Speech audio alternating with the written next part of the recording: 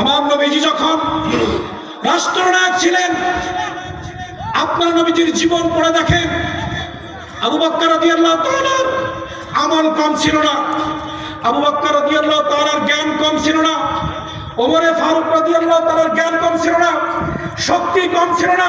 কাবা শরীফের সামনে অস্ত্র খাড়া করে যদি ওমর রাদিয়াল্লাহু তাআলা বলতেন, কোন বাবের বেটা আছো, আল্লাহর বিরুদ্ধে আমার নবীর বিরুদ্ধে আগুন উঠাও, গদ্দার থাকবে না।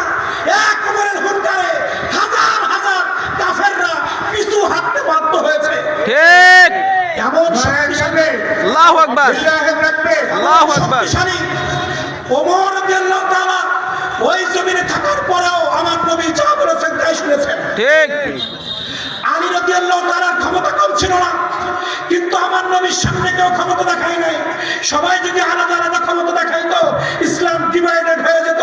আমার নবীজি ইন্তেকাল করলেন, আমার নবীজি মদিনায় ঘুমাতে গেলেন, আসলেন আবু বকর সিদ্দিক রাদিয়াল্লাহু তাআলা দেশের প্রেসিডেন্ট হলেন, সমগ্র বিশ্বের নেতা হলেন। আবু বকর রাদিয়াল্লাহু তাআলা বিভিন্ন দেশে সাহাবীদেরকে পাঠাইলেন, কিন্তু সবাই মিলে একজনকে নেতা মেনেছিলেন। ঠিক। এজন্য সে সময় ইসলাম কায়েম ছিল।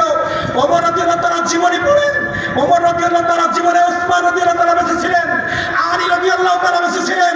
অসংখ্য জ্ঞানী, যুক্তিবাদী, অসংখ্য শক্তিধর, অসংখ্য ক্ষমতার অধিকারী, অসংখ্য সম্পদের অধিকারী নেতা কম ছিল না। কিন্তু যখন ওমর রাদিয়াল্লাহু তাআলা শাসন আমলে সবাই ওমরকে নেতা মেনেছিলেন। এজন্য ইসলাম ডিভাইডেড হয় নাই। উসমান রাদিয়াল্লাহু তাআলা জামানায় একজন নেতা ছিলেন, আলী রাদিয়াল্লাহু জামানায় একজন নেতা ছিলেন। ইসলাম ডিভাইডেড হয় নাই। যখন সাহাবীদের যুগ চলে গেল, খোলাফায়ে রাশিদের যুগ চলে গেল, ইসলামের মধ্যে বিভিন্ন নেতা হওয়া শুরু করলো। সবাই স্বপ্ন দেখে আমি প্রেসিডেন্ট হব, হবে না। তাহলে আমার রাসূল বলতেছেন নেতা একজন হবে। আবু বকর রাদিয়াল্লাহু তাআলা জামানায় একজন নেতা থাকলো, ওমর রাদিয়াল্লাহু তাআলা জামানায় ইসলামের গার্জিয়ান একজন হলো। বর্তমান জামানায় এসে আমরা ইসলামের গার্জিয়ান 8-10 জন হচ্ছে কেন? প্রশ্ন আপনাদের কাছে।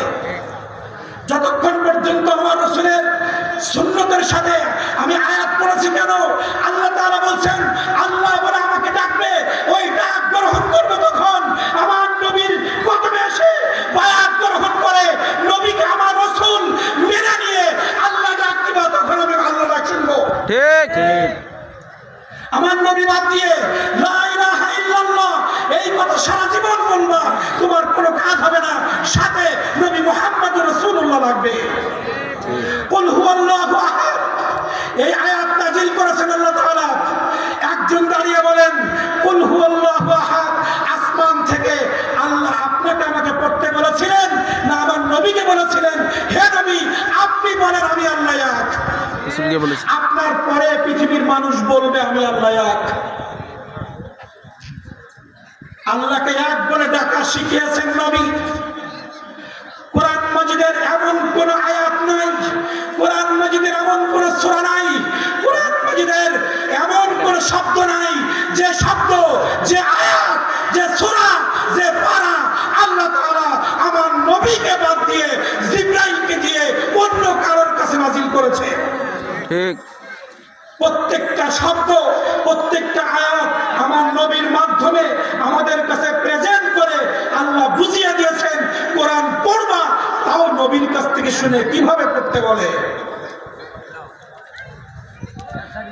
তাহলে মসজিদে যদি নবীর সুন্নত লাগে, কথা বলবেন, মসজিদের ভিতরে নবীর সুন্নত ঢোকার 5টা, বেরোনোর 5টা, নবীর সুন্নত নাই বিধায় ইমাম সাহেব সূরা কিরাত বড় করলে গলা খাকারি আসে। নবীর সুন্নত মেনে, নবীর সুন্নতের একটি হচ্ছে ইতিকাফের নিয়ত করে মসজিদে ঢোকা, ডান পা আগে দেওয়া, বিসমিল্লাহ বলা, আল্লাহুম্মা ইফতাহ লি আবওয়াব রাহমাতিক বলা, নবীর উপরে দুরূদ পড়া, ইতিকাফের নিয়ত করা। আযান দিয়েছে, আল্লাহ আমি মসজিদে ঢুকতেছি, যতক্ষণ নামাজ না হবে আমি দুনিয়ার কাউকে চিনি না, শুধু আপনাকে চিনি, এর নাম ইতিকাফ। ইতিকাফ মানে আপনি এবং আল্লাহর মাঝখানে আর কেউ থাকবে না। আপনি মসজিদে যাচ্ছেন মানে আপনি আল্লাহকে সেজদা দিতে যাচ্ছেন, এখানে আল্লাহর বাইরে আর কারো চিন্তা চলবে না। ঠিক। কিন্তু এই সুন্নত আদায় করে ঢোকেন না বিধায় মসজিদে দুনিয়ার কথা হয়। তাহলে মসজিদে রসুলের সুন্নত আছে? মাদ্রাসায় রসুলের সুন্নত আছে? কোথাও নাই।